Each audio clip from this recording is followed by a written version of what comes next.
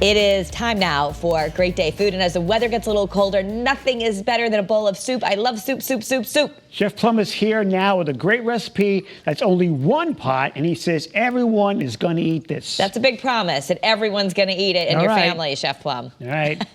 So I'm telling you, Kara, it's a soup that we make in our house probably once or twice a week. Probably once a week, but twice a week might be too much. But everybody does eat it because it's got lots of vegetables. It's got chicken in there. It's got a lot of flavor, packed full of flavor. And it's one pot. It couldn't be any easier. It's one of our favorite things to make. And by the way, I missed you guys last week. Happy after Thanksgiving. Oh, yeah. Happy Thanksgiving. Belated. All right. Let's get this soup started. So we're gonna do a lot of overhead cam today because we're gonna be right here on my pot that's right here on the cutting board here. So I've got a big soup pot. I'm getting it nice and hot, but I want to show you this, right?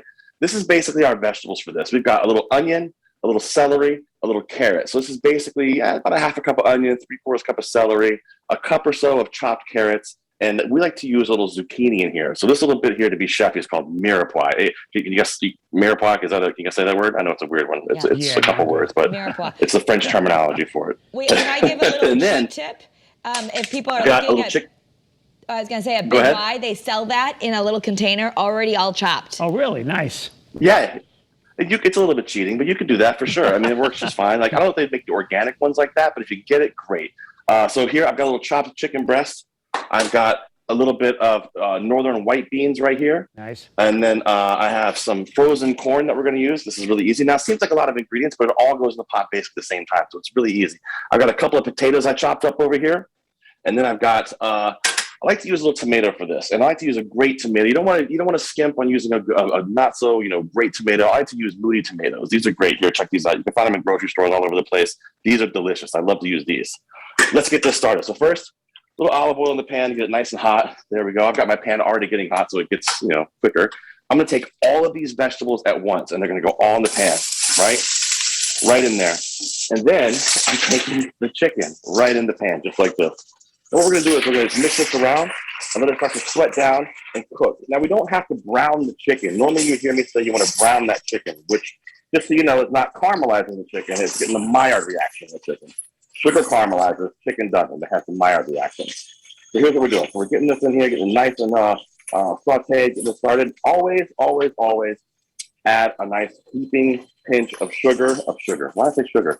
Heaping pinch of salt, excuse me. And I don't know, it's just, my brain's in a weird spot right now, so I guess. A little black pepper right on top of there. And here's what we're doing. Listen, like I said, it seems like a lot of ingredients, but it all goes at the same time. So it's really, really easy. So you can tell when this is ready to move to the next step. It'll start to stick a little bit to the pan, and that's fine. Just like that. And AJ, this is going to be your favorite part right here. Okay. We're going to add about a half a cup or so of a white wine or a champagne. Just put that right in there. Okay, cool. You can put 2 if you want. And we're going to mix that up, and you get, I get great smells, like great aroma coming off of this. Now I'm going to add about a half a bag of this corn, which is probably roughly about a half a cup or so. And then we're going to add a can of the beans to it.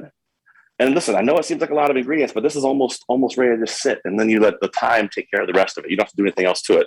So we're mixing this all in, get it nice and covered, get some of that wine all over everything.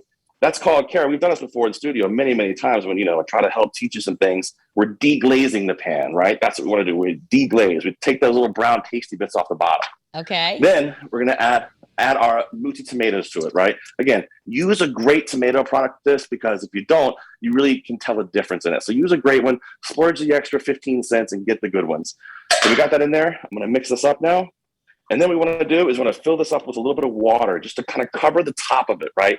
You can also add some chicken stock if you want to add a little extra flavor, but the water works just fine. You can see I'm grabbing my measuring cup here. Because what happens is all of those vegetables, all of that chicken, tomato, it makes its own broth. So you can use chicken stock if you want here, but using water if you don't have it works just fine as well. I'm going to put this in just like this. I'm adding, like I said, just to kind of cover the top of it, right? Yep. The top part of the stuff in the pan. And listen, this is pretty much the entire dish here. Then we're going to take our potatoes and throw our potatoes in here. Now, what these potatoes do is they start to release their starch. And when they release that starch, it starts to thicken up the soup and add a nice texture to it. So here, I'm going to mix these in. And now this guy is going to hang out for about 35, 40 minutes, right? You'll know it's ready because it'll start to thicken up it'll start to have like a nappe on the back of the spoon where it kind of sticks to the spoon a little bit. That's how you know it's ready to go. Let me show you what it looks like. Let me put this back here. Oh, please. Do you just Here's the simmer one, it, or literally. do you need to like put it to a boil and then turn it down, or you just simmer it the whole time, or? You know, you can bring it to a boil and bring it down if you want. The problem when you bring it to a boil is it might overflow a little bit. Right. I bring it to a simmer and then turn it down a little bit. Don't want to cover it too much. If you cover it, you're not going to get that reduction. Reduction happens when something kind of hits, when a liquid hits 212 degrees, at which point then the liquid turns to a gas. So you get steam coming off of it, Nice. which leaves back all those solids. That steam is the liquid escaping, leaving back all that flavor, which is what we're looking for here on a slow process. So you can see here, my camera's crooked. You guys didn't tell me. Here we go. Okay.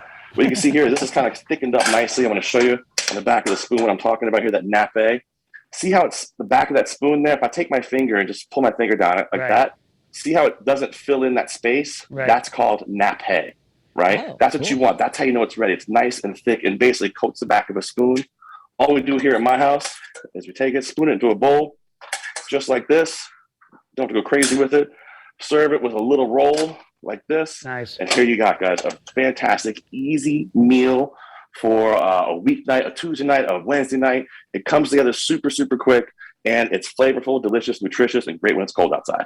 Yeah. Perfect. Make a whole bunch and then have it ready for lunch or quick meals. I That's want to reach great. through and just grab some right now. I know. I wish you were here. Oh, this is great stuff right here. Hey, I'll tell you what, make sure you check out Seasoned this week on WNPR. We are hanging out with Bryant Terry talking about his new book. He's an artist. He's a chef.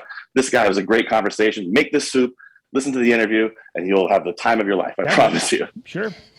Thanks, Chef Plum. Thank you Delicious. so much. I'll see you guys later. Yes. That was Beautiful. Good. That was really good. Oh, so good. All right.